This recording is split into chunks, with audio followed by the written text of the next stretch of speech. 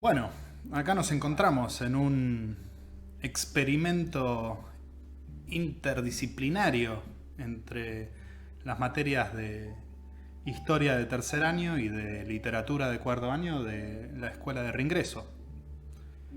Las posibilidades que nos Por da, primera vez. por primera vez, las Por posibilidades que primera vez. nos da la tecnología, ¿sí? Esto que también aparece en la palabra crisis, ¿no? Como la oportunidad también o la forma de resolver desde otros lados las situaciones que nos aquejan. Bueno, Nico, eh, vamos a darle entidad a este cruce de materias en disciplinas que son, bueno, disciplinas diferentes, pero al mismo tiempo que se reflejan y que dialogan y que se necesitan también como para ser parte de estas expresiones de la humanidad, ¿no? Como podría ser la idea del arte como una forma de comunicación, o como Tienen también. mucho más en, tienen mucho más en común de lo que se cree, de lo que se puede llegar a creer. Porque uno dice, bueno, historia con qué tiene más en común. Y no, historia con otras ciencias sociales, ¿no? Como geografía, por ejemplo.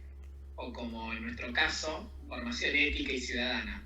Sin embargo, eh, digamos, la producción cultural es parte de la historia, es parte fundamental de la historia. Eh, y, no porque, y no porque refleje lo que sucede, sino porque a veces refleja lo que sucede y otras veces discute lo que sucede y trata de desafiar a lo que sucede. Por eso también es tan interesante esto que queremos hacer hoy.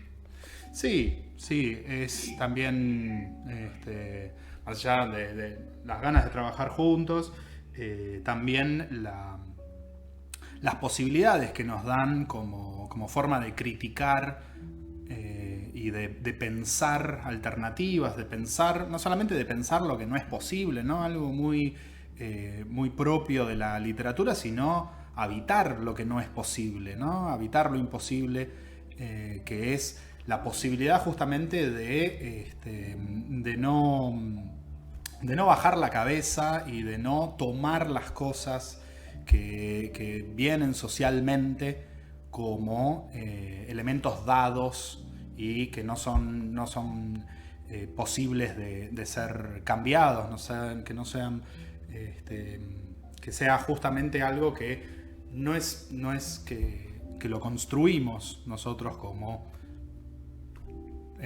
seres humanos, ¿no? Como personas, y ver cómo en los grandes sucesos de la historia también podemos iluminar sobre las posibilidades, ¿no? Las posibilidades que nos dan estos momentos tan críticos como es el tema bueno, que nos trae a trabajar hoy, ¿no? Así que con eso arrancamos. Eh, Adelante nomás. sí, sí, pensamos un recorrido en conjunto, ¿sí? Para hacer un ping-pong, ¿no? Para centrarnos en... Se me cortó la música, ¿qué pasó? Ah, crapul. Bien, ahí estamos. Se había cortado la tecnología, todo súper amistoso y amable. Ahí volvió. Volvió esta música de fondo que es Eric Satie, un músico eh, muy reconocido de principios del siglo XX, también en su ruptura, ¿no? De las formas en las cuales se decía qué es lo que debía ser el arte y cuáles eran las formas que debía tener, por ejemplo, en este caso en la música, y cómo también esta ruptura nos habla mucho sobre las posibilidades que tenemos de romper con lo dado y barajar de nuevo, ¿no? Si queremos una metáfora más cercana a lo lúdico, al juego de truco, por ejemplo, ¿no? Esto de agarrar de nuevo y barajar de nuevo. Y esto dentro del arte, como el arte es una de las expresiones más elevadas que tenemos como humanos a nivel justamente histórico, en sus recorridos históricos, pero como una forma de comunicación. Y lo primero que nos podemos preguntar es, bueno, ¿de comunicación de qué? ¿Sí? Si sabemos que el arte también es una forma de expresión, sabemos que el arte es una forma de movilizar. Y el tema con el que queríamos arrancar tiene que ver con el nacimiento de las vanguardias artísticas a principios del siglo XX, como una forma, como un resultado, si queremos, o como lo que nace justamente de un montón de fenómenos de crisis, un montón de fenómenos de ruptura en relación a épocas anteriores, ¿sí? Y es por eso que el recorrido de hoy lo vamos a pensar, por un lado, en cuáles son las bases del arte occidental y de la forma de representación que propone el arte en Occidente hasta principios del siglo XX, y cómo un fenómeno histórico irrumpe y reconfigura muy fuertemente la experiencia, que es el fenómeno de la Primera Guerra Mundial. Así es. Y también veremos cómo se entrelazan o cómo convergen algunos cambios que empezaban a verse en las formas de representar la realidad, con el impacto que genera, particularmente en Europa, esa guerra devastadora e inédita, algunos de cuyos detalles vamos a dar cuando me toque, dando lugar después, por supuesto, a un intercambio final donde podremos abundar un poco más en esa transformación, en cómo ese impacto se une a las transformaciones, en la forma de ver las cosas, en la forma de representarlas, en la perspectiva y demás. Bien. Bueno, vamos entonces a hacer una breve historia de la perspectiva, un elemento que muchos pensamos, si no lo analizamos, lo pensamos como algo natural, ¿no? Uno pensaría que un punto de vista, la forma en la cual nosotros vemos, es un fenómeno natural, es un fenómeno que no está convencionalizado. Y lo que buscamos en este diálogo es ver que lejos de eso es una construcción, ¿sí? Es una convención que también de forma más profunda nos da mucha más información sobre cómo ha sido el vínculo y el acceso a la realidad, ese acceso hacia lo exterior a través de las representaciones del arte, y cómo eso se ve profundamente sacudido a principios del siglo XX a partir del desarrollo de las ciencias de las mecánicas cuánticas y de la teoría de la relatividad de Albert Einstein, y frente a otros fenómenos que iremos trabajando y iremos desarrollando a lo largo de nuestros encuentros, cómo esto son formas de iluminar una nueva manera de pensar, una nueva manera de habitar una realidad que ya no se nos presenta tan simple, tan lisa y tan inocente, tal como se ha pensado durante miles de años, ¿no?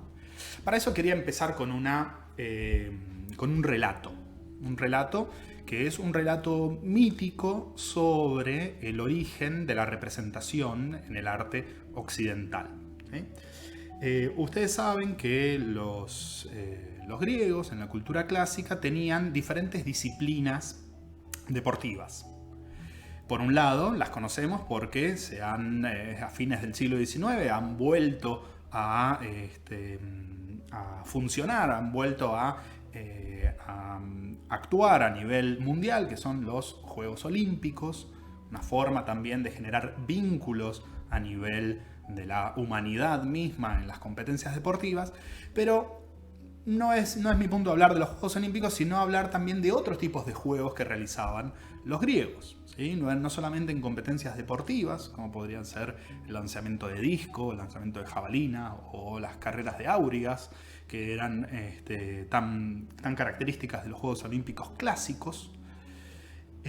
Otro tipo de competencias, como podían ser, por ejemplo, los concursos literarios de tragedia o de otras formas de representaciones artísticas, ¿sí? Y el que me interesa a mí es el mito de Zeuxis y Parrasio, ¿sí? De hecho, si no me equivoco, Zeuxis también tiene otro mito, que es el mito de su propia muerte, que parece que esta persona se murió de literalidad, se murió de risa, pero ese es otro elemento, ¿no? Estamos pensando en una competencia plástica, ¿sí? Son dos pintores, tenemos a Zeuxis y tenemos a Parrasio, ¿sí? Y han llegado a la final, vamos a simplificarlo en las categorías que se nos hacen más fácil de entender, ¿no? Llegaron a la final los dos y el público tiene que decidir cuál es el mejor arte, es decir, el arte que muestre una mayor técnica o que sea de mayor, vamos a ponerle entre comillas, de mayor altura, ¿no?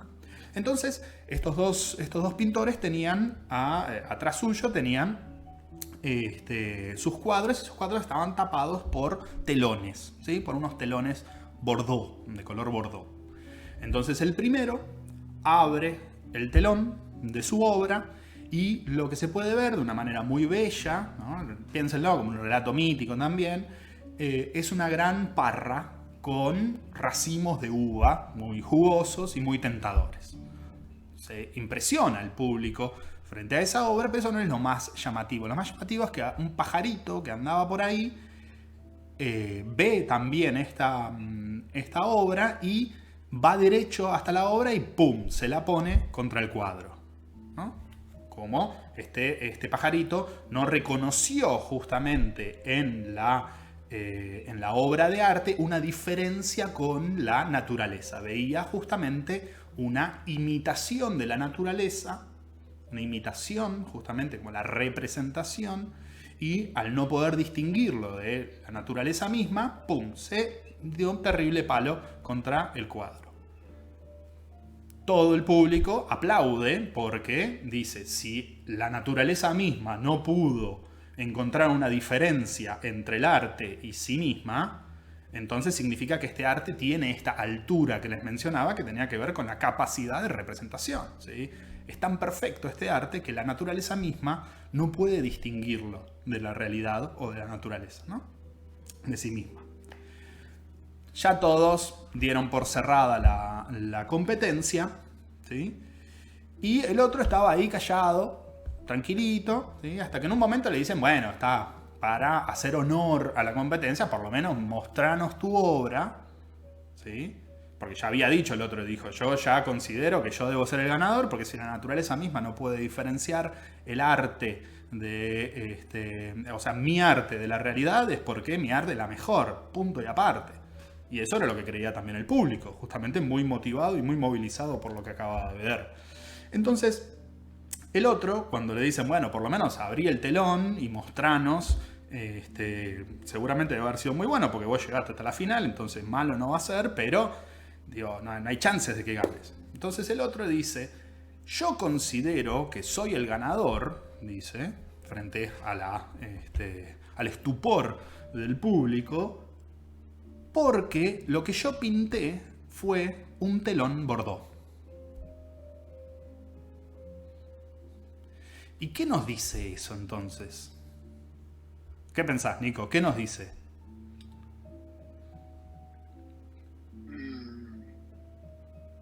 ¿Qué nos dice?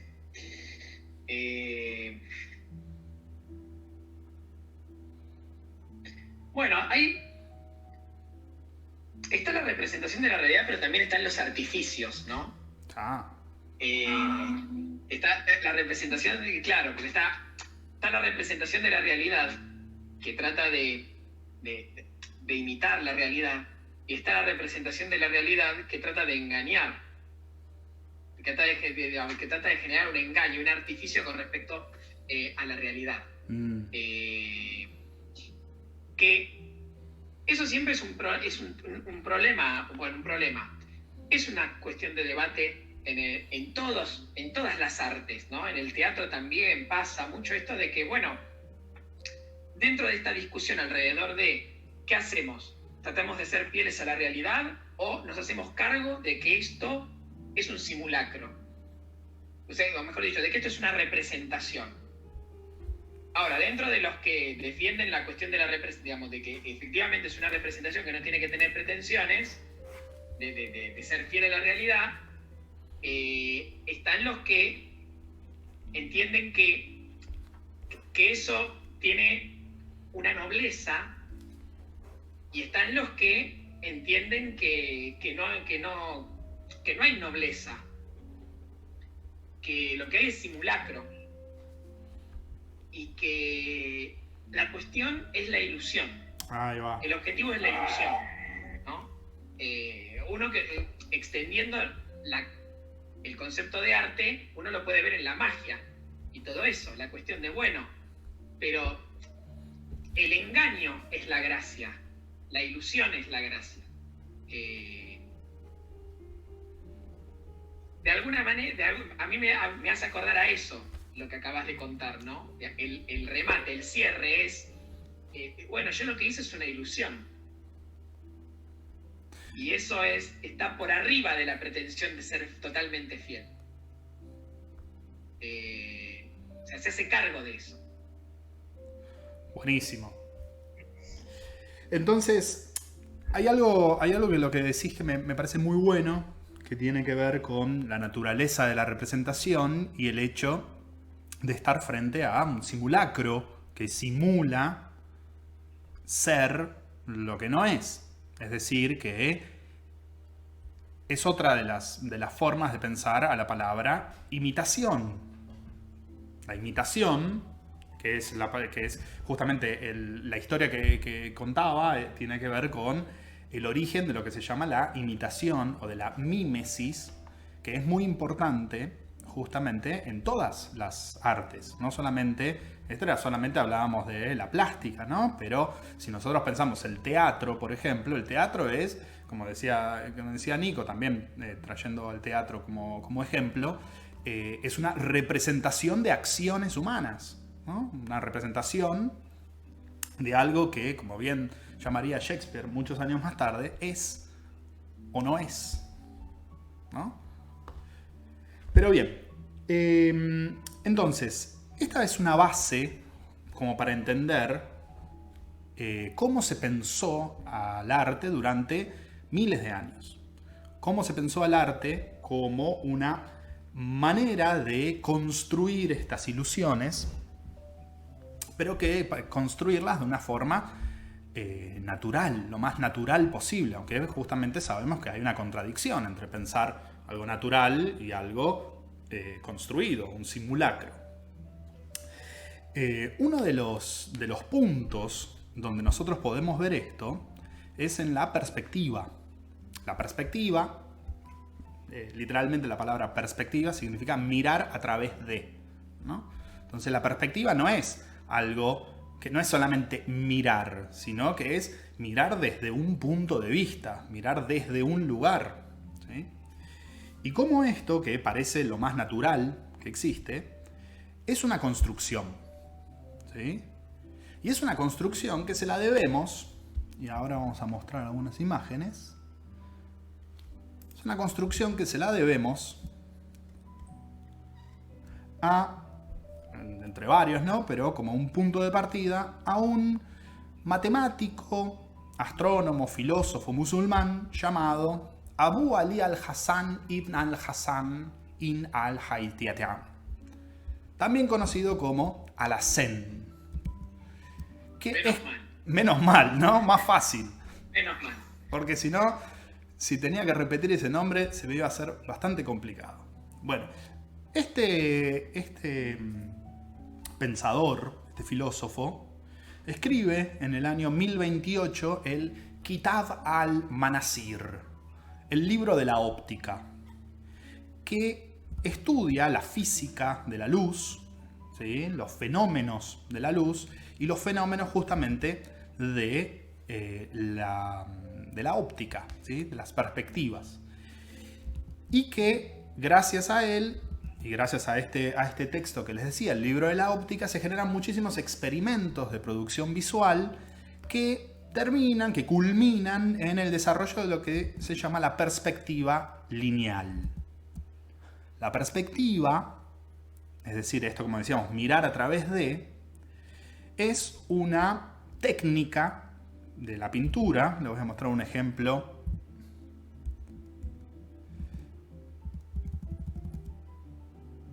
Un ejemplo de La Última Cena de Duccio de Bonisegna, del año 1308, donde ya estamos viendo cómo esta perspectiva aparece de una forma un poco extraña, ¿no? No es tan natural como que nos parecería. Lo que es lo primero que notamos en esta obra, notamos que esta mesa está un poco inclinada para lo que sería nuestra representación más natural de la perspectiva, ¿no? Como parecería que quienes están acá en este cuadro que habla justamente sobre uno de los momentos sobre la liturgia cristiana más importantes, que es la Última Cena, como que parecería que los que están de un lado de la mesa están más arriba de lo que están del otro lado de la mesa, que es la parte inferior de este cuadro, pero que tenemos una mesa que está toda chanfleada, ¿no? Está toda en diagonal. Parece que lo que tienen por ahí, esos vasos de vino, no se van a mantener mucho tiempo por ahí, ¿no? Pero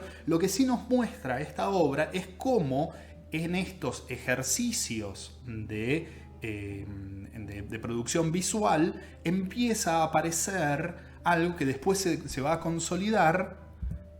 Por ejemplo, en esta imagen, que es una pintura de Paolo Uccello de mediados del siglo XV, el Miracolo de la Hostia Profanata, el milagro de la hostia profanada, donde ya tenemos una representación mucho más cercana a lo que llamamos la perspectiva lineal, donde las líneas confluyen en lo que se conoce en un punto de fuga, y de donde nosotros tenemos claramente, ¿no? Tal vez aclaro lo obvio, pero estamos frente a una imagen en dos dimensiones, pero se genera la ilusión de la tridimensionalidad de acuerdo a líneas que van a confluir, a ver si puedo, son líneas que van a confluir en un punto central, ¿sí? Y ese punto central, volvemos a la imagen, parece algo natural de una percepción subjetiva, ¿sí? Pero lo que nos genera realmente es una construcción de un punto de vista, donde un espectador va a estar a una altura para poder apreciar esta obra, tiene que estar a una altura, ¿sí? Tiene que estar inmóvil, y es un punto de vista que no se corresponde con ninguna percepción subjetiva. ¿Por qué? Porque es un espacio matemático. Esto es como si fueran líneas abstractas que no se corresponden, primero y principal, no se corresponden con el horizonte, que el horizonte supone cierta curvatura de la Tierra que no aparecen en estas representaciones de estas obras, ¿no? Entonces, esto que parece lo más natural de una percepción es una construcción justamente matemática. ¿Qué nos genera eso? Nos genera justamente dos cosas. Este punto de fuga, ¿sí? Vuelvo al cuadro, este punto de fuga, que es un punto imaginario que estaría en el centro de la composición, en el centro de la obra. Si ustedes ven el techo y ven el piso, como van confluyendo hacia la pared, o sea, se genera esa imagen de tridimensionalidad, como si nosotros estuviéramos viendo a través de una ventana qué está sucediendo acá entre estas dos personas y no sé qué milagro de una hostia profanada. pero que crea una ilusión de vista natural. ¿Sí? Esta ilusión va a generar también a un observador. Va a generar justamente un punto de vista que necesita posicionar, dar una posición a un observador. ¿Sí? Entonces, al mismo tiempo, a mí me pone esta obra, me pone a verla desde un lugar específico, desde un punto de vista, desde una posición, pero al otro lado, por otra parte, toma esa percepción como algo matemático, como algo abstracto, como algo que yo no puedo controlar, como algo que sea exterior a mí. Entonces, hay un juego entre esta construcción del espectador de la perspectiva, ¿sí?, por un lado, y por otro lado, que lo somete al espectador a unas leyes que son supuestamente objetivas, es decir, que supuestamente así vemos. Esta es una percepción más natural, ¿sí? Entonces, esta perspectiva lo que nos dice es que existe una forma de ver el mundo. Y que va a ser justamente la manera en la cual nosotros, de una forma que suponemos que es una visión natural, vemos a través, es decir, tenemos una perspectiva, vemos a través de una construcción. Y de una construcción que a mediados del siglo XIX ya va a empezar a ser agua, ¿sí? Ya va a empezar a... Bueno, el ejemplo que les trae es literalmente agua, que es una acuarela de Turner de mediados del siglo XIX, donde ya la perspectiva empieza a cambiar. Si tenemos un horizonte que no es un horizonte estable, entonces también me desestabiliza a mí como observador, tal vez pensando en la potencia del mar, o la potencia destructiva o creadora, si queremos, de algo tan vasto como el océano. El cuadro se llama El barco de esclavos, ¿sí?, que muestra el naufragio de un barco lleno de esclavos donde a muchos de estas personas eran tiradas al mar para cobrar el seguro, ¿sí?, en épocas de esclavitud y de transporte, de trata de personas, de transporte desde África hacia América fundamentalmente, en un fenómeno histórico muy reconocido, ¿no? Pero cómo ya esta perspectiva empieza a romperse, ¿no? Nico, vos tenías ejemplos de cómo aparece esta perspectiva, o cómo aparece el arte más clásico, ¿sí?, y cómo empieza a desarmarse esta idea de que la perspectiva lineal lo que construye básicamente es una forma de ver una representación. Exactamente, ¿sí? Pedro. Ahí compartimos la pantalla.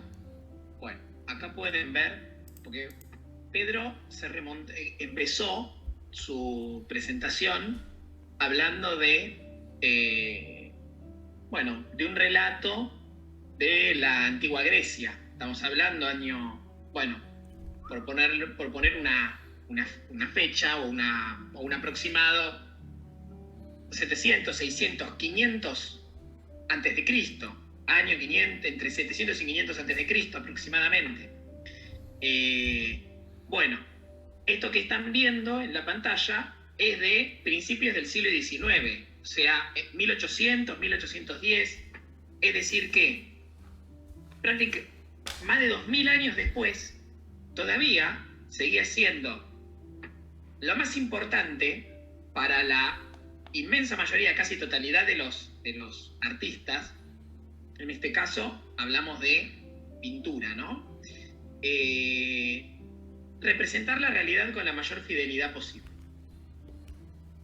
Acá lo que vemos es a uno de los pintores más importantes de esta época, que fue Jacques-Louis David, un francés que fue el pintor de la Francia revolucionaria y del periodo del primer imperio de Napoleón Bonaparte. Acá pueden ver, vean la exactitud, ¿no? Incluso en la luz, en el uso de la luz. Pero hay más ejemplos. Acá vemos, ya remitiéndose a un periodo muy anterior, pero el mismo pintor, el suicidio de Sócrates. La jarra loca. Claro, con la jarra loca de cicuta, con la que pone fin a su vida, para no tener que irse, para no tener que exiliarse, porque para un griego exiliarse era prácticamente dejar de vivir. Ser un paria era lo peor que te podía pasar. Y bueno, acá tienen a Napoleón cruzando los Alpes, ¿no? Como ya dijimos, David fue el pintor de la corte de Napoleón. Pero esta pretensión de representación exacta, pinturas casi fotográficas, ¿no? Esto iba a continuar a lo largo del siglo XIX. Vuelvo a vos, Pedro. Me gustó cuando hablaste justamente de la pretensión realista y que intente ser esto, como de intentar llegar a ser algo fotográfico, algo que para nosotros es algo muy común en nuestra percepción en el siglo XXI, bueno, todo el siglo XX por supuesto, pero que es un invento, la fotografía, que es un invento de mediados del siglo XIX, más o menos, como un tipo de representación mucho más fiable, si queremos poner entre comillas, de la realidad, aunque sea también justamente una representación, y por eso también que nosotros tengamos códigos de percepción, de ver algo que está en 2 dimensiones, que pensemos que es algo en 3 dimensiones, por ejemplo, y que son justamente de lo que hablábamos de la perspectiva, ¿no? Pero que la fotografía lo que nos permitía entonces era una reproducción, si queremos, mucho más fidedigna de la realidad, que mucho más fidedigna de lo que podría ser, por ejemplo, en estas pinturas que igual son impresionantes en la técnica que tienen para generar estas sensaciones, estos efectos de realidad, ¿sí? Por eso cuando decimos que algo es muy realista es que nos genera como un efecto de confundirlo con la realidad misma, de la misma forma en que sucedía con el pajarito y con el público en el cuento mítico sobre Zeuxis y Parrasio.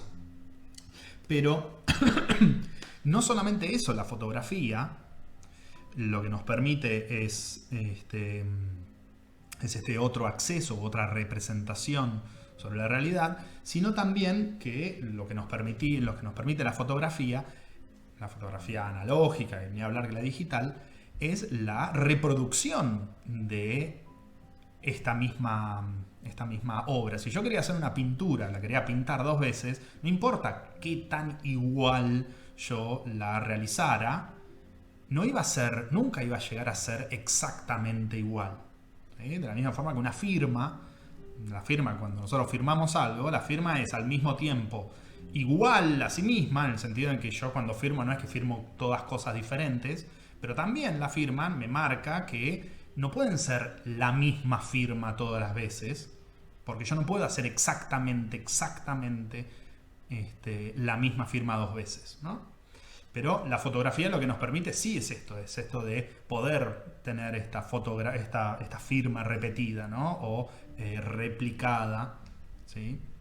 Por esta técnica que es la fotografía, y que ya como que le quita un poco el peso, por un lado le quita un poco el peso a la pintura, por ejemplo, a estas artes pictóricas, de tener que reproducir esta realidad cuando ya tenemos elementos de una técnica diferente, ¿sí? Que es un proceso químico, que es un proceso de abrasión de ciertos químicos que se dan en exposición a la luz, que eso es lo que generaba tradicionalmente la fotografía, ¿no? Entonces, como el arte ya va a tener otros horizontes que no sean simplemente el de, como decíamos al principio del encuentro, la mímesis, la representación de un simulacro o de una imitación, que ahí no va a estar más el valor de qué es el arte y de cuál es la potencia que tiene el arte como forma de comunicación, ¿sí? Como forma de divertimento y como forma de crítica y como forma de acceso y de ver el mundo, ¿no? Lo que permite también la fotografía es otro tipo de perspectivas, que no sean estas perspectivas tan clásicas de cuadros estáticos, ¿sí? Que producen un espectador también estático y objetivo, ¿sí? Igual para todos. Y esto se va a romper mucho más con otra invención que debe mucho a la fotografía, que es la imagen cinematográfica, que genera otra ilusión, que es la ilusión del movimiento. Nosotros sabemos que tradicionalmente una imagen en movimiento es básicamente la superposición de cuadros, que teniendo una cantidad de esos cuadros, por ejemplo, en este diálogo que estamos teniendo, estamos registrando 30 cuadros por segundo. Que justamente, si nosotros cortáramos la imagen, suena medio tonto, ¿no? Pero si nosotros cortamos la imagen, va a quedar justamente congelada en una imagen, ¿sí? Y hay 30 de esas imágenes en un solo segundo, ¿sí? Eso están sacando fotos constantemente. Sacando fotos. Graban, cuando nos filman y nos graban para hacer una película, lo que están haciendo es sacarnos una infinidad de fotos en milésimas de segundo. Claro. Que después seriadas, puestas en serie, es lo que permite, al reproducirla, generar la imagen en movimiento. Y además, ¿qué nos permite el cine, ¿no? La imagen en movimiento, ¿qué nos permite también? Nos permite tener diferentes perspectivas. Porque si cualquier película que vimos,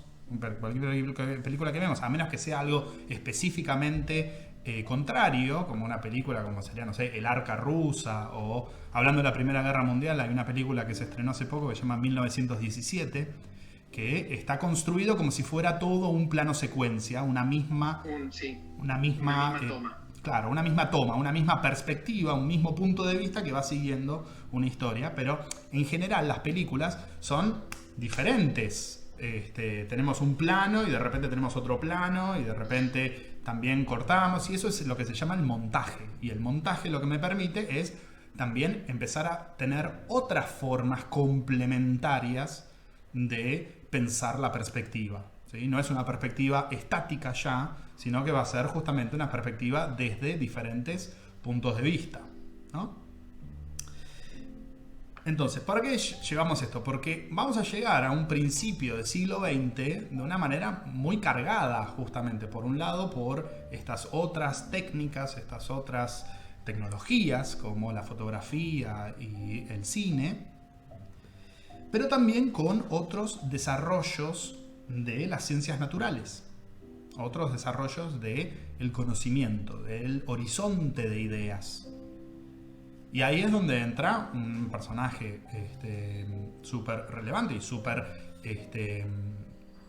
central dentro de la cultura contemporánea, que es, como parece el chiste, ¿no? Y ese al final era el mismísimo Albert Einstein,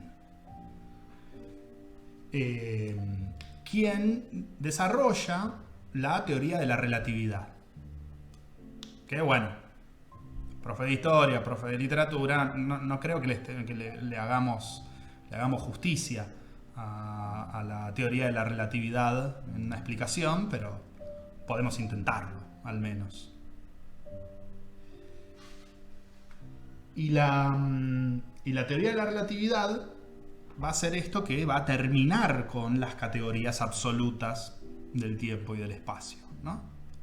Esto es, o sea, como título ya es gigantesco, ¿no? Como intentar entender esto es gigantesco. Justo antes estábamos hablando de un ejemplo como para pensar cómo un mismo fenómeno puede generar percepciones, formas de ver diferentes, y que era el ejemplo que ponía el mismo Einstein, el mismísimo Albert Einstein, que tomaba el ejemplo de un tren, donde teníamos a una niña adentro del vagón de un tren en movimiento, con una pelota, ¿sí?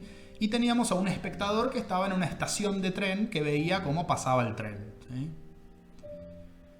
No nos detengamos con el hecho de por qué el tren no se detiene en la estación, no importa eso, ¿sí? Pero imaginemos esto, una situación hipotética donde tenemos un tren en movimiento, una nena adentro del tren en movimiento con una pelota en la mano, y una persona que ve a la nena desde afuera del tren, estático, sin moverse, y ve cómo pasa el tren, y por ende también cómo pasa la nena y pasa la pelota. Entonces la nena tira la pelota para adelante, ¿sí? Lo que ve la nena es una pelota que se mueve a una velocidad, ¿sí? Una velocidad fácilmente controlable, que ve a qué velocidad se mueve y llega hasta el límite del vagón. Pero ¿qué ve una persona afuera del tren? ¿Ve lo mismo que ve la niña? Lo que va a ver esta otra persona va a ser una pelota que se mueve a la velocidad que la tira la niña, más la velocidad a la que se mueve el tren. Entonces, estas dos personas van a ver, en un fenómeno, van a ver dos cosas diferentes. Ya no va a haber una sola forma de acercarnos a la realidad. Las vanguardias artísticas van a tomar este tema de la perspectiva, este cambio en la forma de pensar nuestro acceso con el mundo, la realidad, y van a romper completamente, van a hacer de goma completamente todas estas normas, estas convenciones sobre la percepción de las que veníamos hablando en todo este tiempo, ¿no? Entonces eso sería como este recorrido a vuelo de pájaro, ¿sí? Este pájaro que se la da contra el cuadro de, no me acuerdo cuál era cuál, si era Zeuxis o Parrasio, pero a vuelo de pájaro la idea de cómo algo que nosotros pensamos que es perfectamente natural, como sería el punto de vista en el arte, es, lejos de ser natural, una construcción, ¿sí? Y una construcción que también nos da información sobre nosotros, ¿sí?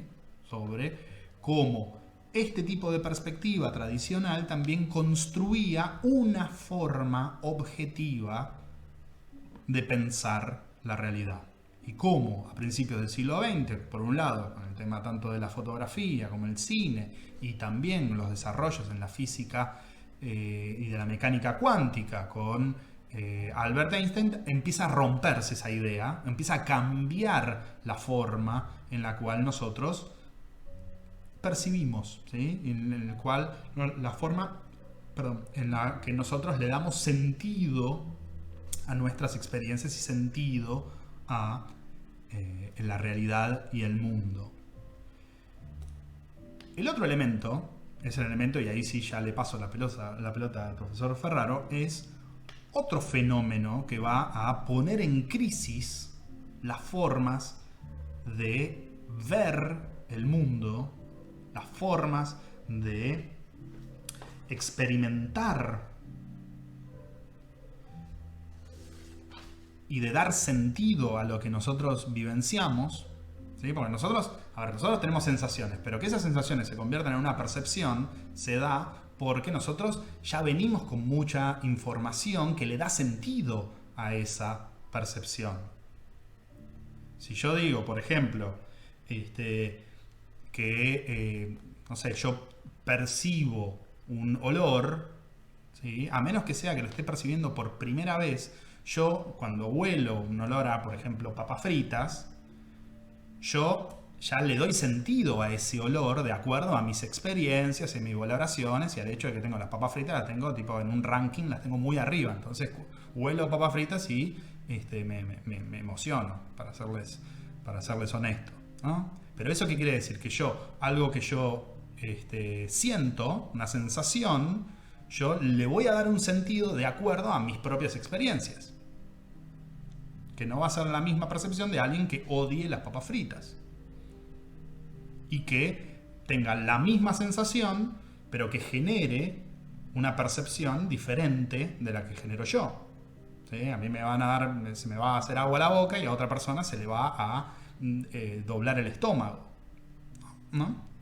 Pero bien, entonces, ¿qué otro elemento entra en esta gran sopa que es el origen de las vanguardias artísticas y la crisis de la experiencia en los seres humanos contemporáneos, que entra en juego justamente en estas épocas de principio del siglo XX?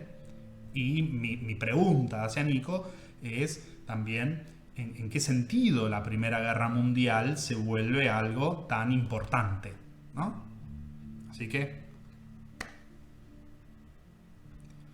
te la paso a vos. Gracias, Pedro. Gracias, Pedro. Y bueno, lo primero a hacer es, bueno, compartir la presentación con la que vamos a revisar este tema. Ahí está. Bueno, la Primera Guerra Mundial, que en realidad yo llamo Primera Guerra Imperialista, porque ese es el contexto que permite entenderla. Estamos en la época del imperialismo. La época del imperialismo, esa época en la cual las grandes potencias capitalistas de Europa Occidental y de Norteamérica, fundamentalmente Estados Unidos, cuando hablamos de Norteamérica, deciden expandirse, digamos, ir más allá de sus fronteras y expandirse a nivel político-militar y a nivel económico, digamos, expandir el capital y expandir su dominación política. Entonces se expanden sobre Asia, se expanden sobre África, se reparten el mercado mundial y el mundo. Digamos, el mercado mundial se reparte entre las grandes empresas, cada vez más grandes y con tendencia al monopolio, o sea, a quedarse con todo y destruir a sus competidores. Y también a pactar entre ellas, ¿no? Para evitar que aparezca cualquier competidor nuevo y aproveche una pelea entre ellas para imponerse. Y por otro lado, el reparto del mundo. Digamos, hay como un nuevo colonialismo, después de lo que había sido el colonialismo español en América y demás, hay un nuevo colonialismo que viene muy de la mano de las grandes empresas. Son los gobiernos y sus ejércitos apoyando a sus grandes empresas para explotar a los trabajadores, obtener recursos, materias primas y conquistar mercados en otros lugares del mundo que hasta ese momento se habían podido mantener independientes, libres, no por eso sin conflictos, pero por lo menos no eran dominados por otros, ¿no? Ahora, en buena parte de esa etapa imperialista, que empieza más o menos en 1870, las potencias, grandes potencias, sobre todo europeas, habían logrado más o menos hacer una serie de acuerdos para mantener la paz. Pero era una paz con tensiones, con recelo, con desconfianza, con ganas de dársela al otro en cuanto se diera vuelta y se distrajera.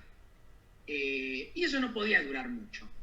Y empezaron a hacer alianzas entre sí, todas estas potencias, por si en algún momento alguna quería atacar a la otra. Entonces, ¿cuál es la idea? Disuadir al otro, hacer que el otro viera la desventaja de atacar por el hecho de que si me ataca yo tengo dos o tres aliados que saltan por mí. Y eso venía funcionando más o menos hasta que llegamos a 1914, donde dos grandes alianzas, en una escalada de acontecimientos que se le va de las manos a los diplomáticos de Francia, de Gran Bretaña, de Alemania, del Imperio Austrohúngaro y de Rusia, termina desembocando en un conflicto directo que habían logrado evitar desde hacía muchísimos años. Esto es el comienzo de esta primera guerra imperialista que va a durar desde 1914 hasta 1918. ¿Cuáles fueron las alianzas? Acá podemos ver el mapa. En este mapa, lo que ven en verde son las llamadas potencias o imperios centrales. Y lo que ven en un color más como amarillento y por otro lado naranja son la Triple Entente y sus aliados. Para decirlo de una manera más clara, la Triple Entente era básicamente la alianza que había entre Gran Bretaña, Francia y el Imperio Ruso, que eran tres de las potencias más grandes del mundo. Sobre todo Gran Bretaña y Francia, que eran las más grandes del mundo, efectivamente. A la que posteriormente se sumaron muchos otros países, que no se les comparan de ninguna manera, con la excepción de Estados Unidos, que se va a sumar bastante tarde en la guerra. Por otro lado, los imperios centrales, el imperio alemán, en ascenso en ese momento, el imperio austrohúngaro y el califato otomano o imperio turco, que eran dos imperios que venían en declive, estaban bastante baqueteados, por decirlo de una manera vulgar, y los tenían que sostener bastante el imperio alemán, que era una potencia no solo militar, sino también económica muy grande. No tuvieron tanta suerte con los aliados, estos países, de ninguna manera. Solo se les sumó Bulgaria, que también era un socio menor, al que le fue mucho más mal que bien, así aliándose. Pero, ¿cuál fue el gran problema que tuvo la Primera Guerra Mundial? ¿Por qué fue tan importante? Primero, porque se rompió una situación de estabilidad y de paz, más allá de que se le llamaba la paz armada. ¿Por qué? Porque era una paz, una situación de paz que mantenían un montón de potencias que estaban armadas hasta los dientes y que desconfiaban entre sí. Pero habían sido décadas en que no habían entrado en guerra entre sí. La última guerra que había habido entre ellas había sido la guerra entre Alemania y Francia en 1870, o sea, más de como 45 años antes, y que había durado 2 meses esa guerra. Todas las guerras eran cortas. Hacía poco, o sea, en 1912 y 1913 había habido 2 guerras en la zona de los Balcanes, lo que sería Yugoslavia, Bulgaria, lo que es el sudeste de Europa. Y en un año había habido 2 guerras, una de las cuales había durado 1 mes. Eran guerras cortas. Los europeos estaban acostumbrados a guerras muy cortas, con un nivel de destrucción bastante bajo, y que no solían ser entre las grandes potencias entre sí. Ahora, ¿qué pasó? De repente estalló una guerra entre todas las grandes potencias de Europa, que se atacaron todas al mismo tiempo, que creían que iba a ser corta y que terminó durando casi 5 años, y que fue extremadamente sangrienta y que los dejó agotados económicamente, prácticamente en la ruina. Ahora vamos a ver qué significó esto. Pero veamos en imágenes. Primer elemento novedoso y que fue terrible y desgarrador, las trincheras. A diferencia de lo que habían sido las guerras cortas hasta ese entonces, que eran guerras con mucha movilidad, con mucha rapidez, donde se ataca, era golpe a golpe, era como un partido de fútbol entre 2 equipos que son ofensivos, o como un partido de básquet, vas y venís, muchos puntos, pero dura poco, se resuelve, ya está.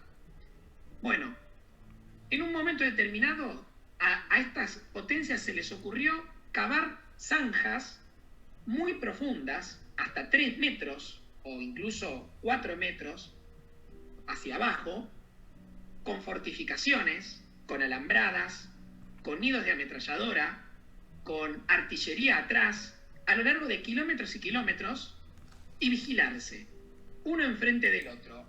Eso se le llama trinchera, estas zanjas fortificadas, con cientos de miles de soldados metidos adentro, viviendo en esas zanjas que se inundaban, porque obviamente cavaban tan profundo que y llegaban hasta las napas de agua.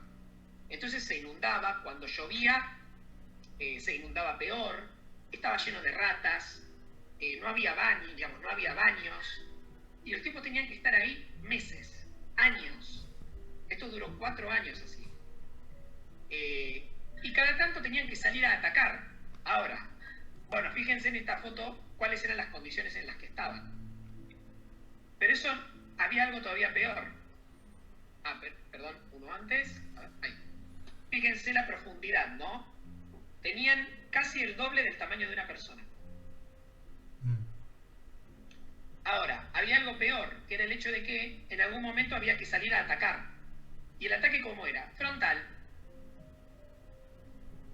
Decenas de miles, cientos de miles de soldados salían de la zanja y corrían durante un par de kilómetros hasta la zanja del enemigo para tratar de tomarla. Ahora, el enemigo no se quedaba quieto, el enemigo disparaba. O sea, un ataque frontal de miles de personas descubiertas contra un montón de ametralladoras y cañones. ¡Pam! Se podrán imaginar el nivel de carnicería que esto significaba. Hubo batallas que duraron 2 meses así, o 3 meses, y tuvieron cientos de miles de muertos. O sea, es espeluznante la cantidad de víctimas a las que no estaban acostumbrados tampoco.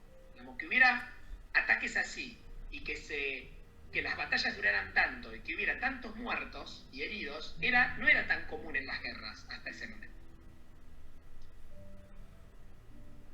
Ahora, otra novedad tremenda, las armas químicas. Fue la primera guerra en la cual se utilizaron nuevas tecnologías y nuevos elementos para llevar al máximo el daño al enemigo, que esto también es nuevo.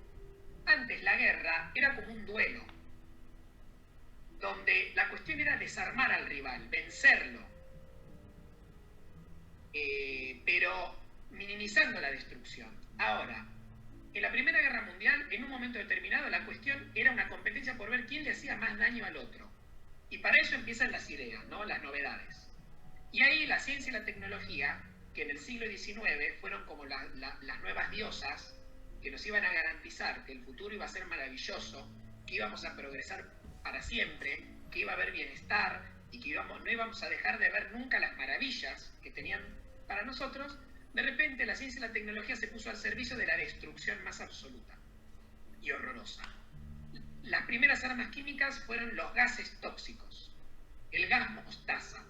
Y acá pueden ver las primeras protecciones que se diseñaron para no sufrir los efectos, que era o la intoxicación o la ceguera, porque había tipos de gas que al contacto con las vías respiratorias y con los ojos generaban congestión y ardor y ceguera temporal. Gente que se quedaba ciega durante un mes por el daño que le hacía el gas, el contacto del gas con los ojos.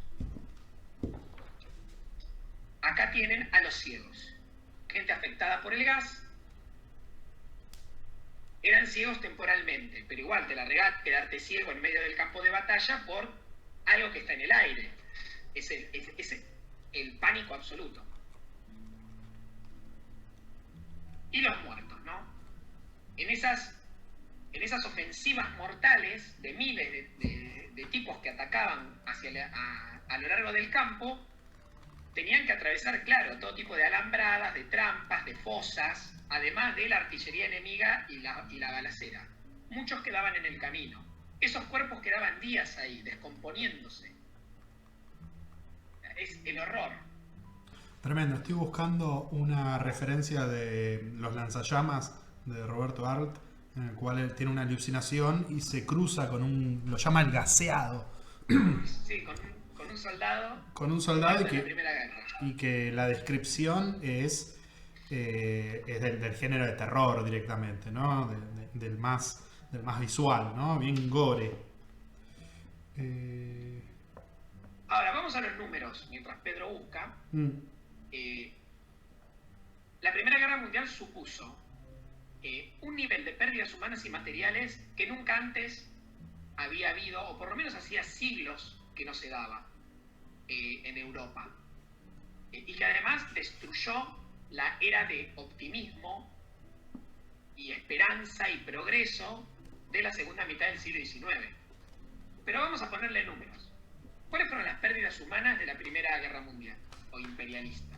Bueno, de movida, 10 millones de soldados muertos. 10 millones. 20 millones de heridos, que ahora vamos a ver qué pasó con los heridos. Por otro lado, 7 millones de civiles muertos. Y esta también es otra novedad de la Primera Guerra Imperialista, desgarradora.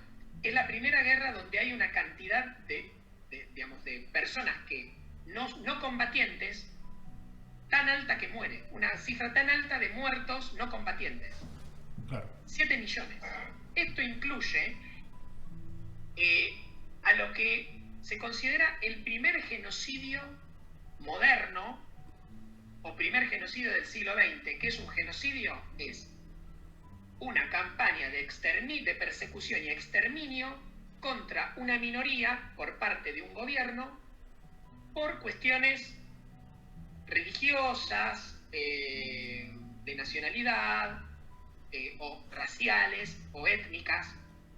Bueno, en este caso, el califato otomano, lo que hoy conocemos como Turquía, asesinó a 1,5 millones de armenios no combatientes porque estaban convencidos, el gobierno turco estaba convencido de que los armenios eran parte de una conspiración contra ellos y que eran como un enemigo interno en el contexto de la guerra. Entonces, ¿qué hicieron?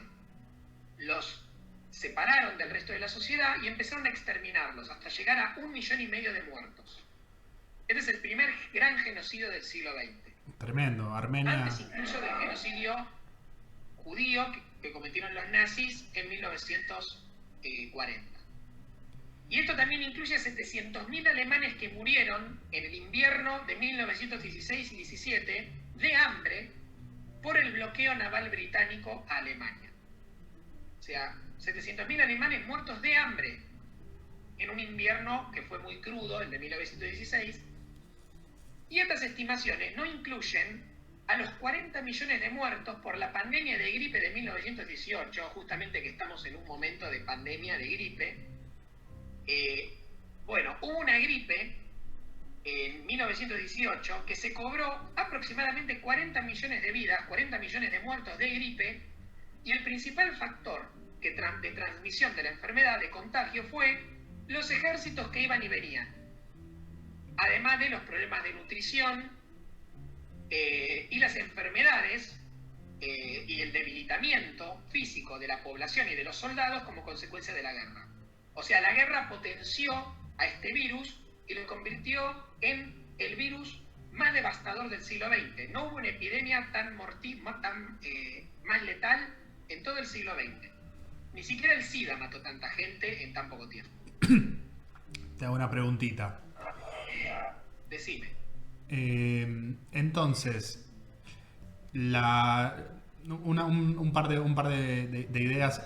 Volvé a la anterior porque está bueno. Es como la idea de cómo la guerra potenció a la pandemia. Eso es muy llamativo.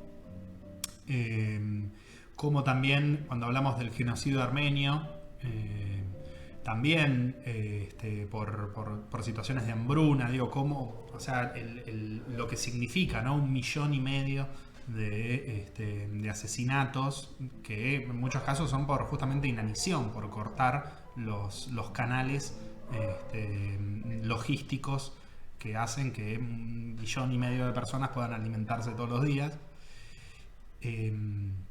Nada, digo, entiendo que por acá va en esta idea de en qué se diferenció esta guerra de las demás, o sea, el nivel de brutalidad que supuso esto, que por un lado números parecen cosas muy abstractas, ¿no? Como muy frías, cuando estamos hablando de algo que es para nosotros muy difícil de conceptualizar, ¿no? O sea, son cifras masivas que, como decías, no había habido guerras de este calibre, ¿no? Como que es un antes y un después, como mencionabas, me parecía muy bueno.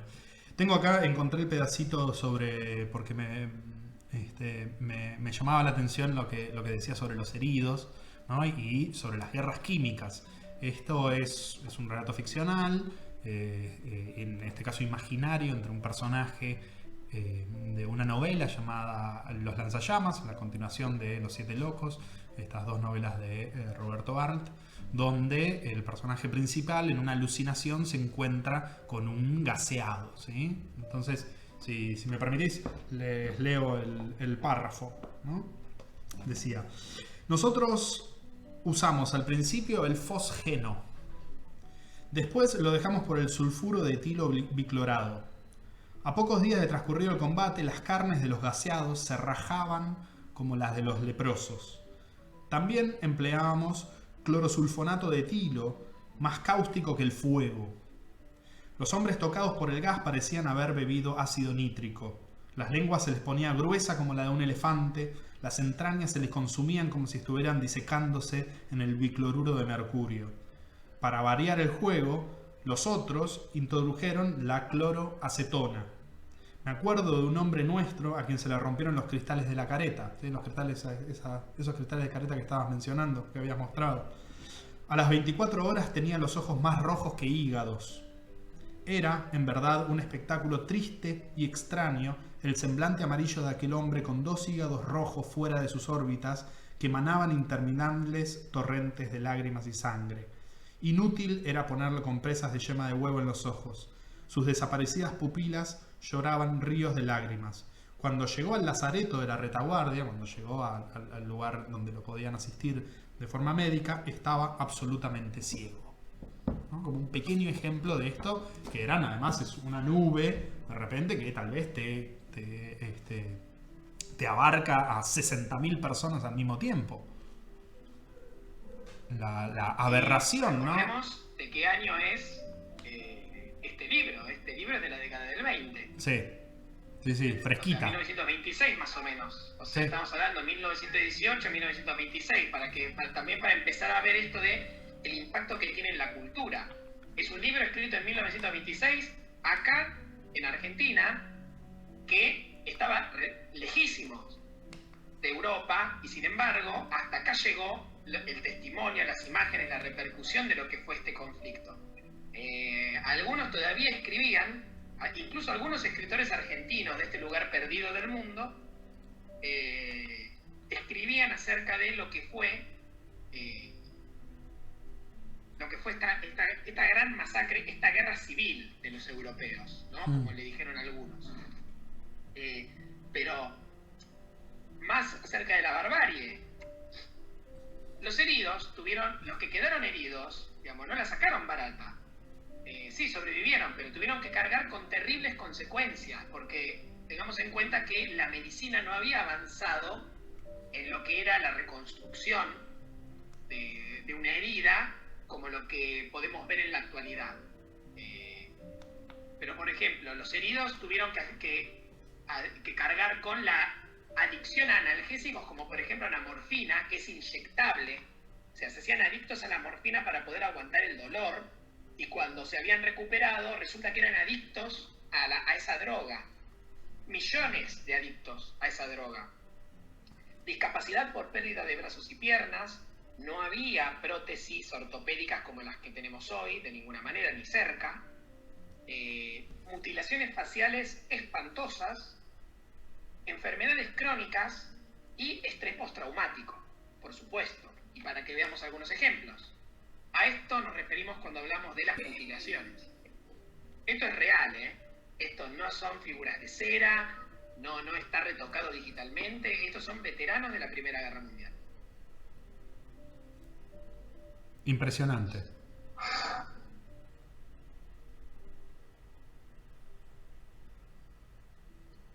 Ahora vamos a las pérdidas materiales. Menores, digamos, y nos importan menos que las pérdidas humanas, pero para que se den una idea también de lo que pasa con Europa, no solo a nivel humano, sino también a nivel económico. El costo directo, o sea, el gasto para sostener la guerra, o sea, el gasto en mantener a los soldados, la munición, las armas, etc. 200.000 millones de dólares a valores de 1914. Para que sea una idea, el dólar en esta época costaba muchísimo más que en la actualidad. El dólar actual está devaluado. 200.000 millones de dólares de 1914 es como mínimo 5 veces más que lo que cuesta el dólar hoy. Eso se gastó solamente en sostener el esfuerzo militar. Ahora, después está el gasto posterior a la guerra en reconstruir Europa. Bueno, 150.000 millones de dólares, a valores de 1914. O sea, es una cifra descomunal y además son cálculos aproximados porque es prácticamente imposible saber con precisión cuánto fue. Esto es un cálculo aproximado, es el más reciente que se hizo, es de un historiador que lo hizo en 2010, por ahí. Ahora, más detalle. La caída del Producto Bruto Interno, es decir, la caída de la economía de Europa como continente fue de un 30%. Europa en esos 4 años termina cayendo en promedio un 30% su economía, retrocede 30% a lo que era en 1913. Algunos cayeron más, algunos obviamente los más involucrados, Francia, Alemania sobre todo, cayeron un 40%. Otros, como por ejemplo Gran Bretaña, cayeron mucho menos. Pero en promedio todo el continente cayó un 30%. El sector industrial se desarticuló totalmente, porque toda la industria se tuvo que dedicar a la producción para la guerra. Y después poder reconvertir la industria a producir lo que se producía antes implicaba frenar y reorganizar todo. Eso era gasto de dinero, era pérdida de tiempo. Entonces hubo pérdidas económicas por ese lado. Después, la superficie apta para cultivar, para la agricultura, se redujo. Porque en buena parte, en buena parte del norte de Francia y buena parte del este de Europa fue zona de combate. Con lo cual, en esos lugares, durante muchos años no se pudo volver a poner en cultivo la tierra. Eso generó un estancamiento de la agricultura que duró 10 años. Por otro lado, Europa retrocedió en su participación en la economía mundial. O sea, Europa aportaba el 55% de la economía mundial en 1913. Cuando terminó la guerra, había retrocedido al 45%. O sea, había perdido 10 puntos, que no recuperó. Después, todos los países europeos se endeudaron, tanto ganadores como perdedores, se endeudaron enormemente con los Estados Unidos, que fue el gran ganador de esta primera guerra imperialista. ¿Por qué? Porque no tuvo que combatir en su territorio, le prestó plata, sobre todo a Gran Bretaña y a Francia, y después su industria produjo muchísimo de lo que utilizaron los europeos para combatir. Y ese endeudamiento externo, esa dependencia de Estados Unidos se mantuvo durante los siguientes 15 años en Europa. Además, Europa, tengan en cuenta los números que veíamos de muertos, de heridos y de los que murieron después, significaron que Europa durante entre 10 y 20 años tardó en recuperar la población que tenía en 1913. En algunos países tardaron menos, 10 años, otros tardaron hasta 20. Pero si ustedes comparan los censos de población de antes de 1913 y posteriores, Europa tardó entre 10 y 20 años en recuperar el mismo nivel de población que tenía antes de la guerra. Y para cerrar, este es el mapa de Europa, antes a su izquierda y después de la guerra a su derecha. ¿Qué fue lo que pasó? Bueno, Alemania perdió territorio. Obviamente el hecho de perder, Alemania, el imperio austrohúngaro y Turquía perdieron territorio. Por empezar, Alemania perdió territorio. Además de perder la guerra, eso tiene consecuencias, perdió territorio. Lo que ven en naranja es lo que le tuvo que ceder a otros países. A Francia, a Dinamarca y a Polonia fundamentalmente. La llevaron peor el imperio austrohúngaro y el califato otomano, o Turquía, porque el imperio austrohúngaro directamente desapareció, dejó de existir, y se dividió para formar un montón de países nuevos. Una parte se fue a Polonia, que reaparecía después de muchos años de estar sometida por otros países. Otra parte se pasó a Rumania. Austria se achicó, se convirtió en un país mucho más pequeño de lo que había sido siempre. Surgió Hungría y Checoslovaquia y el reino de los serbos, croatas y eslovenos, que después cambiarían de nombre y sería Yugoslavia. También perdió tierras que fueron para Italia, que fue uno de los ganadores del conflicto, pero el Imperio Austrohúngaro dejó de existir y se convirtió en un montón de nuevas naciones. Algo parecido sucedió con el Califato Otomano. ¿Podés volver atrás un segundito? Como para... Sí. Ahí tenemos abajo a la derecha tenemos a Turquía en la imagen, como para armarnos el mapa, ¿no? Y como en la próxima imagen ya se ve tipo hacia dónde va. El Imperio Austrohúngaro, lo ven a su izquierda, a su derecha van a ver los países en los que se dividió, y en lo que es el sudeste van a ver Grecia y el borde de Turquía. La puntita de Turquía. ¿Qué es esto? Ahí va. Que ven acá. Turquía se va a el imperio se va a desintegrar también y se va a convertir en lo que hoy conocemos como Turquía, que tiene los mismos límites, y después todo lo que ven abajo, Siria, lo que actualmente es Siria, Irak, Jordania, Israel y el borde de lo que hoy es Arabia Saudita, bueno, esos territorios se le quitaron al Califato Otomano y pasaron a formar parte de lo que ven abajo de todo, que se dice Hiyaz. Era un reino que después fue absorbido por lo que hoy es Arabia Saudita, y Siria y Líbano fueron puestos bajo la protección de Francia, o sea, pasaron a ser administrados por Francia, uno de los ganadores de la guerra, y tanto Irak como Israel y Jordania pasaron a ser administrados por Gran Bretaña. Esto duró más o menos hasta la década del 40 y del 50, cuando estas regiones logran su independencia y se convierten en Siria, Irak, Israel, Jordania.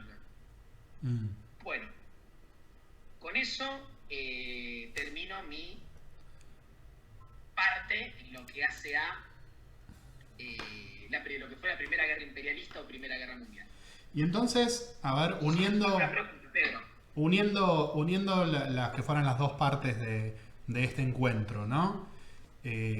¿Cuál sería cuál decís que sería el impacto que tuvo la guerra en las formas de ver la realidad? Porque se acuerdan que cuando hablábamos justamente del arte, por ejemplo, hablábamos de las formas de representar que tenía el arte y las formas también de generar sentido a las experiencias, como decíamos, el arte como una forma de comunicación y como una forma de las más altas de la comunicación que tenemos de poder pensar y de poder pensar diferente y llegar a otros pensamientos distintos. ¿Qué pensás que fue entonces este impacto de esta gran guerra, ¿sí?, en las formas de ver la realidad? ¿Hubo algo que fuera una situación crítica para la humanidad entera? Sí, ahora vamos a eso. Pues son unos numerazos. Ahora te comparto. A ver, en primer lugar, destruyó el optimismo que había. Y no solo destruyó ese optimismo, sino que además puso al mundo de frente a la potencialidad destructora del hombre. Claro. Esto es como lo peor y lo más desgarrador, ¿no? No solo, porque no es que encontramos un límite a lo que podíamos lograr. Y dijimos, bueno, alcanzamos un límite, ya está, queda así. Nos nos quedamos donde estamos. No. Hubo un tremendo retroceso. Y además, no solo nos encontramos con un límite, sino que nos encontramos con lo peor de lo que somos capaces. Y nos encontramos con que en ese aspecto no tenemos límite. O sea, hay un límite para lo bueno que podemos hacer, pero no hay un límite para lo malo que podemos hacer. Para cómo podemos destruir lo que durante décadas construimos. Porque es así, en 4 años se destruyó buena parte de lo que se había logrado en las décadas anteriores de expansión y de progreso, y además eso se hizo con las mismas herramientas con las que se había podido construir, ¿no? Con la ciencia, con la tecnología, con la capacidad de producción, con la capacidad de movilización de recursos. Está buenísimo lo que tomás, porque ahí es donde me gusta que nosotros hagamos ese cruce entre las representaciones imaginarias del arte y los sucesos históricos, en lo que decís de que se pierde esta confianza en el futuro. Es decir, que hasta ese momento el desarrollo, el progreso, la civilización estaban pensando como un progreso, ¿sí? Una forma de ver el mundo. Y esto da por tierra con eso, no en contra de los valores ideales del futuro, del progreso, de la civilización, sino a partir de eso. Volviendo a lo que decía, volviendo a Arlt, a estos 2 libros, Los 7 locos y Los lanzallamas, en boca de su personaje principal decía que las personas que inventaron, ahí tenemos como ejemplo lo que tenemos las máscaras de gas, las personas que inventaron estos gases tóxicos no eran genios del mal, no eran villanos que querían la destrucción del mundo. Probablemente hayan sido hombres y mujeres de familia con valores de fraternidad, de justicia, de honor, de libertad de sus países, pero que hacia dónde fue, o sea, hacia dónde chocaron la moto, la civilización, es justamente el punto de partida como para pensar la realidad y pensar el mundo, y lo podemos ver justamente desde el arte, desde una forma diferente, desde como decía antes, de barajar de nuevo. Entonces ahí tenemos otro tipo de representaciones. A ver, voy a poner otra imagen como para ponerla en oposición, ¿no? O sea, cuando pasamos de algo así, cuando tenemos de vuelta la imagen que tenía a mano de la perspectiva de Paolo Uccello del siglo XV, a una representación como esta, mucho más, a ver cómo decirlo, no sé, mucho más expresiva justamente de un tipo de horror de estas figuras sin cara o monstruosas parecen, ¿sí? en un ámbito completamente desolado y agresivo en tonalidades de blanco y negro.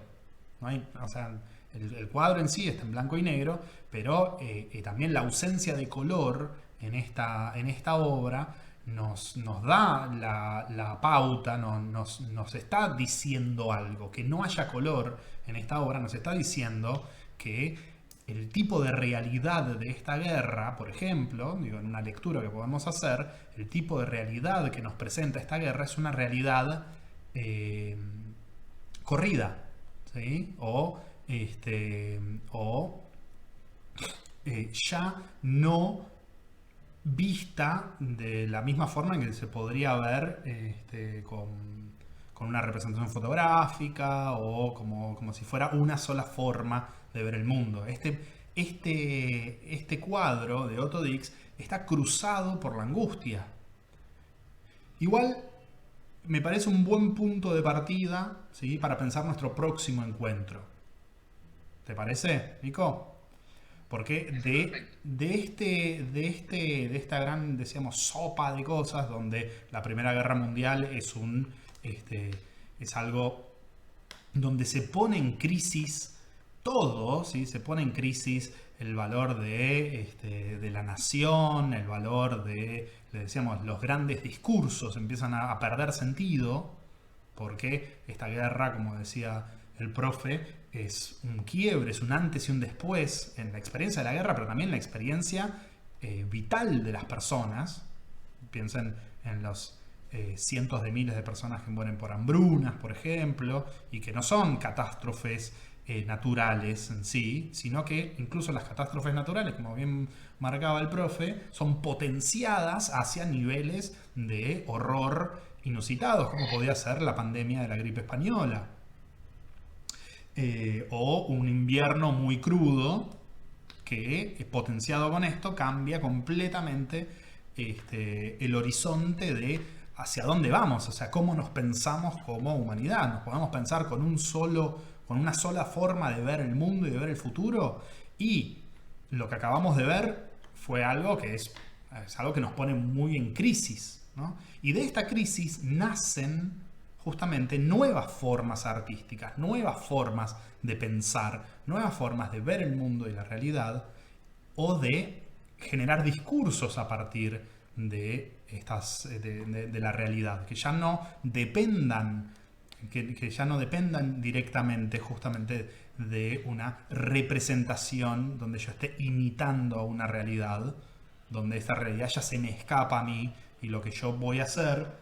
Hay una frase de Petoruti que me gusta mucho cuando le hablaban de cómo es que él pinta. Petoruti es un pintor vanguardista local, que decía, vos no tenés que pintar una rosa, vos tenés que inventar una rosa como artista. O sea, si durante 2000 años la marca del artista, como decíamos en el cuento mitológico, tenía que ver con la posibilidad de imitar a una rosa y pintar una rosa lo más parecido posible a una rosa, el reto de este nuevo momento para el arte y para la humanidad es cómo yo, para ser artista, no voy a tener que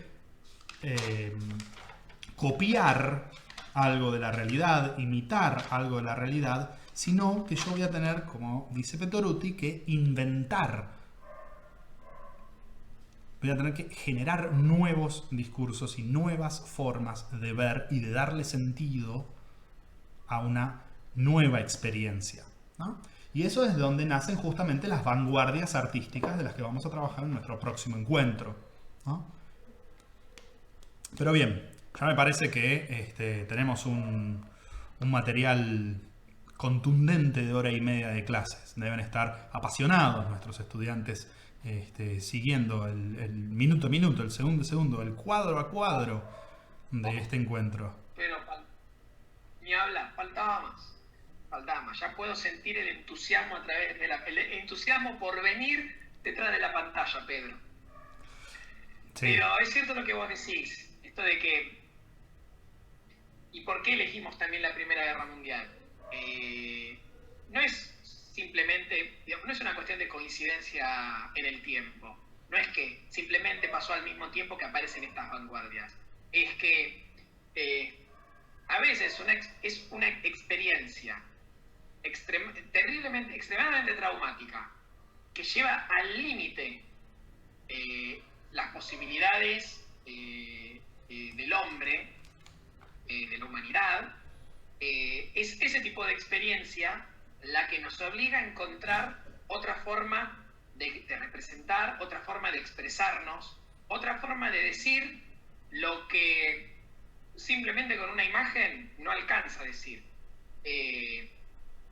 No alcanzaba.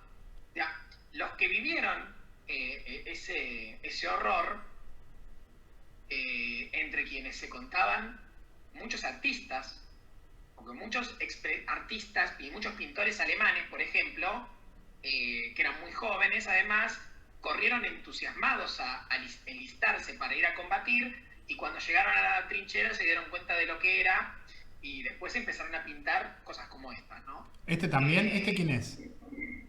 Este creo que también es, me parece que también es Otto Dix. Si no es Otto Dix, es Franz Marc. Debería fijarme, pero creo que también es Otto Dix. Desolador. Un campo de muerte. La trinchera es un campo de muerte. Y está la muerte ahí.